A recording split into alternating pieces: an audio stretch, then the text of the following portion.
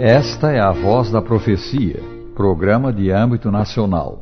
Hoje concluiremos as nossas considerações sobre o grande tema Jesus Cristo, Deus conosco. Na precedente palestra procuramos estabelecer a divindade de Cristo, demonstrando que nele se cumpriram as profecias messiânicas do Velho Testamento. Na palestra de hoje falaremos de mais 5 evidências, sim, provas da divindade de Cristo. Em primeiro lugar, as suas reivindicações, as estupendas declarações que ele fez quanto a si mesmo. Notemos estas: eu sou a luz do mundo. Quem me segue não andará em trevas, pelo contrário, terá a luz da vida. São João 8:12. Eu sou o caminho e a verdade e a vida. Ninguém vem ao Pai senão por mim. São João 14:6. Eu sou o pão vivo que desceu do céu. Se alguém dele comer, viverá eternamente. São João 6:51. Eu sou a ressurreição e a vida.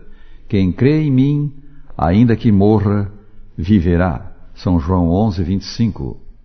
Homem algum, incluindo os fundadores de religiões como Zoroastro, Gautama Buda, Confúcio e Maomé, já ousou fazer tais declarações quanto a si mesmo.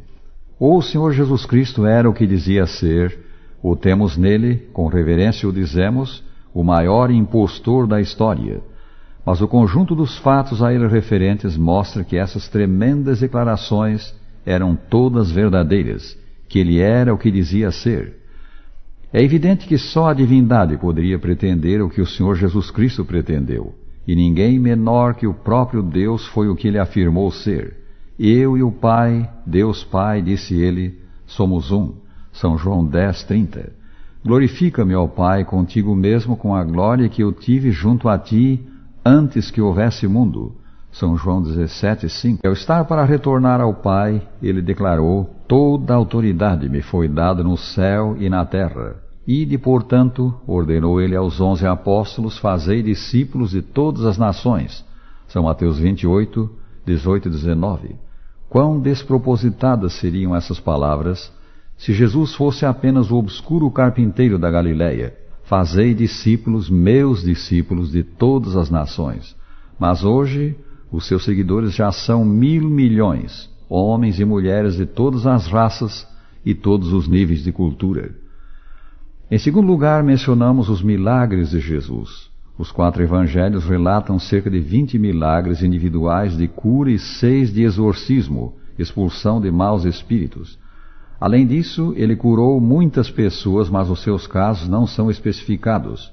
São Marcos relata, onde quer que ele entrasse nas aldeias, cidades ou campos, punham os enfermos nas praças, rogando-lhe que os deixasse tocar, ao menos na orla da sua veste.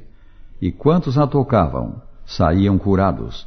Capítulo 6:56. Uma palavra ou com um toque ele curava paralíticos, cegos, surdos, mudos, leprosos. Com uma palavra ele ressuscitava os mortos, como fez com Lázaro, que estivera morto 4 dias. Há uma característica dos milagres de Jesus que lhes dá especial realce. Eles não foram operados no interesse dele próprio, não foram feitos para a exaltação do seu autor. Tudo o que ele fez visou a glória de Deus Pai e o bem dos necessitados seres humanos. E isto era um cumprimento de profecias bíblicas, como a de Isaías 61, versículo 1. Terceira, a sua vida sem pecado.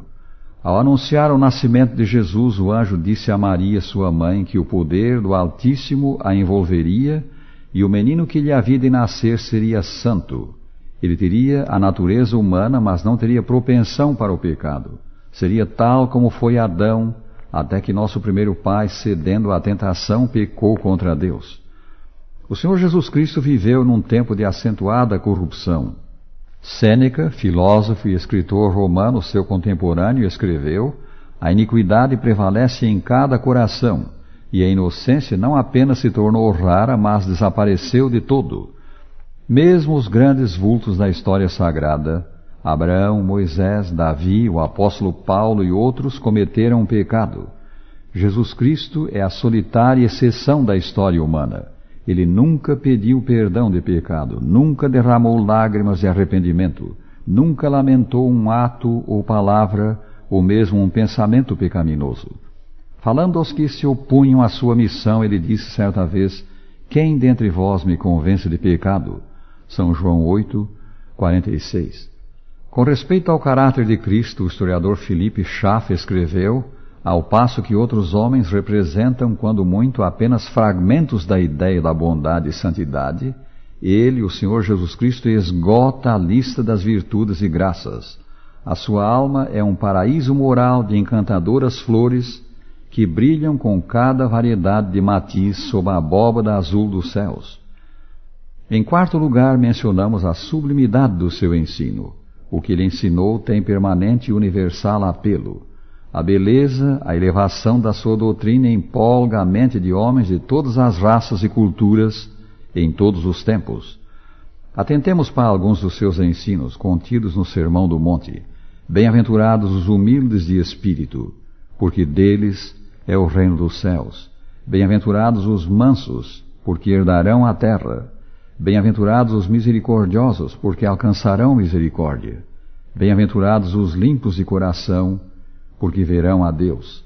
São Mateus 5, 3, 5 e 7. O amor era a própria essência da sua doutrina, e ele ensinou: amarás o Senhor teu Deus de todo o teu coração. Amarás o teu próximo como a ti mesmo. Desses dois mandamentos dependem toda a lei e os profetas. São Mateus 22, 37 a 40. Mas, amai os vossos inimigos, e orai pelos que vos perseguem, para que vos torneis filhos do vosso Pai Celeste, porque ele faz nascer o seu sol sobre maus e bons, e vir chuva sobre justos e injustos. São Mateus 5, 44 e 45. Em harmonia com esses sublimes preceitos, ele ensinou também: tudo quanto, pois, quereis que os homens vos façam, assim fazei-o vós também a eles, porque esta é a lei e os profetas. São Mateus 7, versículo 12. O caráter e os ensinos de Cristo arrancaram palavras de admiração até de homens que não foram seus seguidores. Spinoza, filósofo holandês do século XVII, escreveu: Cristo era o templo de Deus, porque nele Deus foi revelado do mais pleno modo. São de Goethe que alguém chamou o mais universal e culto dos poetas as palavras: considera os evangelhos totalmente genuínos, pois neles há o efetivo reflexo da sublimidade que emanou da pessoa de Cristo, e essa era tão divina quanto o divino já apareceu na terra. Thomas Carlyle, historiador e ensaísta escocês do século XVIII, chamou Jesus de Nazaré o nosso mais divino símbolo.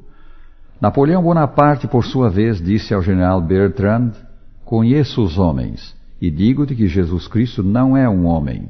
Mentes superficiais veem semelhança entre Cristo e os fundadores de impérios e os deuses de outras religiões. Essa semelhança não existe. Há entre o cristianismo e quaisquer outras religiões a distância da infinidade. Tudo nele me maravilha, o seu espírito me suplanta, e a sua verdade me confunde. Em quinto lugar, o Senhor Jesus Cristo vem ao encontro das nossas necessidades. Ele dissipa as nossas trevas, satisfaz os nossos anelos, assegura-nos vida eterna. Em suma, faz maravilhosa a nossa existência. O Cristo histórico, escreveu Philippe Schaff, vem ao encontro de todas as aspirações morais e religiosas e as satisfaz. A alma, se deixada aos seus mais nobres impulsos e aspirações, instintivamente se volta para ele, como a agulha para o magneto, a flor para o sol e o sedento cervo para a fonte de água pura. Resumindo as nossas considerações sobre a pessoa de Cristo, nele se cumpriram as profecias messiânicas do Velho Testamento, que anunciaram a entrada no mundo pelo milagre do nascimento virgíneo de um ser que existe desde toda a eternidade, e a quem o profeta Isaías chamou Deus Forte. As declarações que fez quanto a si mesmo o Senhor Jesus Cristo, a sua vida perfeita, os seus sublimes ensinos, os seus grandes milagres, foram o natural corolário de sua pessoa divina humana e confirmaram que ele era efetivamente Deus conosco. Dissemos na primeira palestra dessa série que Deus é quem dá sentido à nossa existência. Mas como conhecer o Deus do universo? Ele se revelou a nós mediante Deus Filho, que se fez membro da família humana. Há no Palácio Rospigliosi em Roma um quadro famoso da deusa Aurora, pintado por Guido Reni. Nele, a deusa romana é representada como espalhando flores diante da carruagem do sol nascente. Mas o quadro foi pintado no alto teto do palácio, e isso tornava difícil e incômodo contemplá-lo. Então o dono do palácio instalou no pavimento um espelho que reflete com perfeição o afresco pintado no teto. E isso tornou fácil e agradável apreciar a beleza do quadro. Em Cristo Deus Pai desceu até nós. Ele mesmo disse: quem me vê a mim, vê o Pai. São João 14, versículo 9. Que condescendência! Que bondade divina! Sem Cristo, escreveu Pascal, pensador francês, nós não sabemos o que Deus é, nem o que nós mesmos somos, nem o que é a vida ou a morte. Mas porque Cristo aqui esteve, sabemos que Deus nos ama, que Ele trabalha para o nosso bem, que nos quer erguer do pecado, que tem para nós um futuro de glória. Conceda o céu, prezado ouvinte, que tu e eu possamos dizer a respeito de Cristo o que disse Tomé, seu discípulo, quando viu as provas da divindade do seu mestre: Senhor meu e Deus meu.